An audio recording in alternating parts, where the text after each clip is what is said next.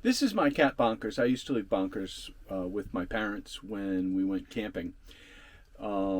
Sadly, my father wasn't a fan of having to deal with a litter box. So pretty soon Bonkers had to come with us camping. And so I started taking him. At the time, I had a Winnebago View.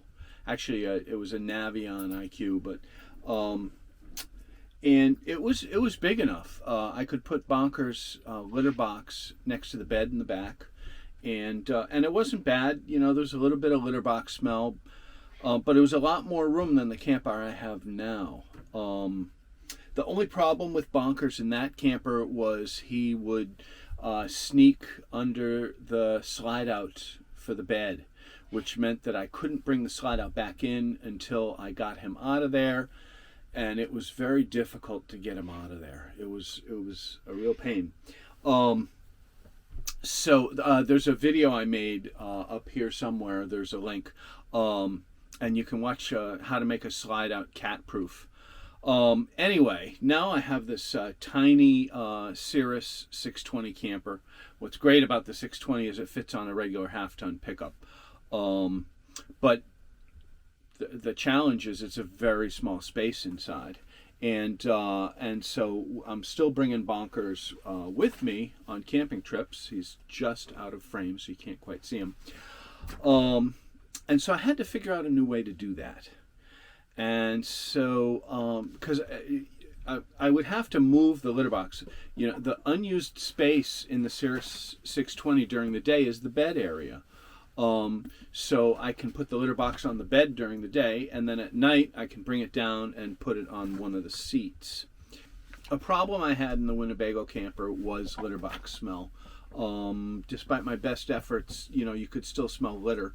And I read online about using wood pellets instead of conventional litter. And the advantage of wood pellets is they're renewable and they're incredibly cheap. Instead of litter costing, you know, over $100 a year, when you use wood pellets, it costs like $20 a year, if that. So I switched over to wood pellets, and it's been great. I mean, it took a while to get the cat trained to the wood pellets. You mix a little wood pellet with regular litter, and you end up with more and more wood pellets over time until you're using nothing but wood pellets.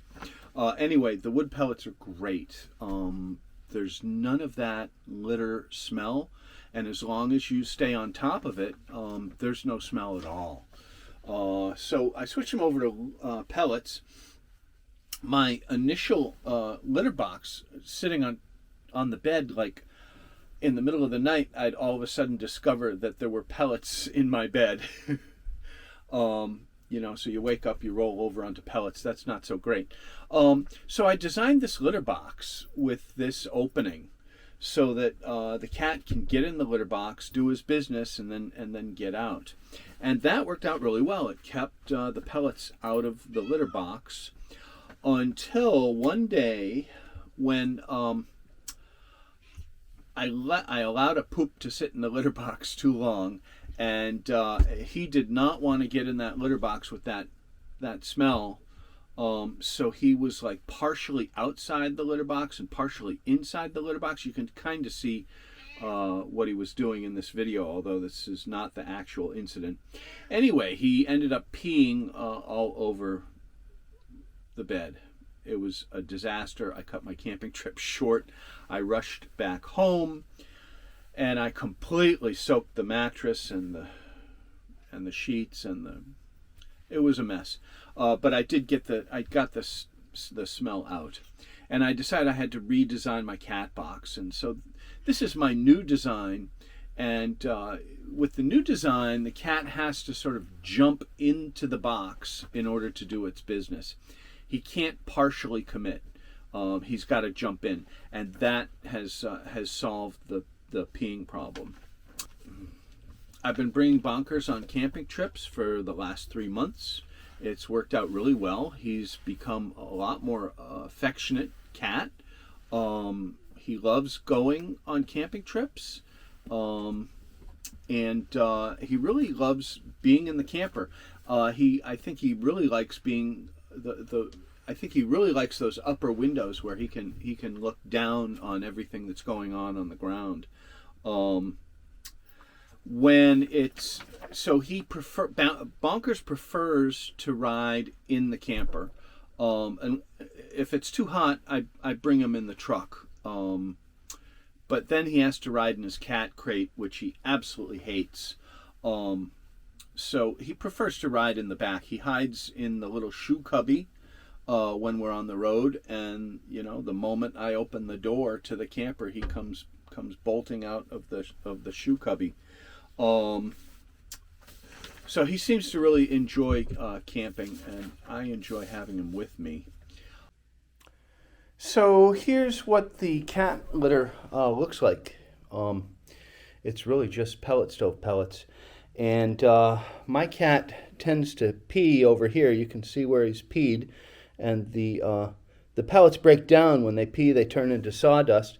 And this is just a Sifting cat litter box that I'll leave in the down in the description. I'll leave a link. It comes with 2 sifters. You only need 1 if you're going to use pellet stove pellets. Anyway, this is an upside down container, and this is my original design. And so the cat goes in here, does his business, and this is the one that we had an accident with. And by the way, cutting this hole is quite easy. As long as you have a Dremel tool, you can cut that hole pretty quickly with a Dremel tool.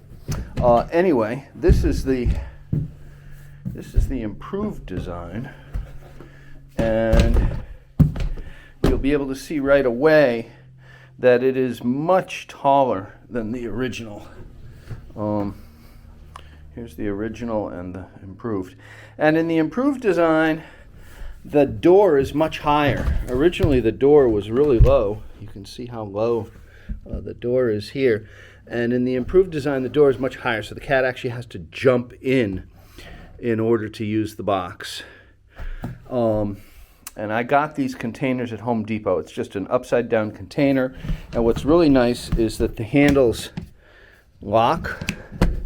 I hope you've enjoyed watching this video. If you have any suggestions for living with a cat in a small camper, please leave those suggestions down below in the comments section. Don't forget to like and subscribe for more content on my channel. And thank you for watching.